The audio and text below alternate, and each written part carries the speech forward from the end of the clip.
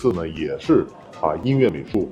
戏剧3大板块全方位的参与到这个剧目的演出，还有这个开幕式的创作当中来。作品能被许多业内的老师们看见，而且大家也是高度认可的，那这对于我们更加坚持自己在做的事情，一定是一个激励的作用。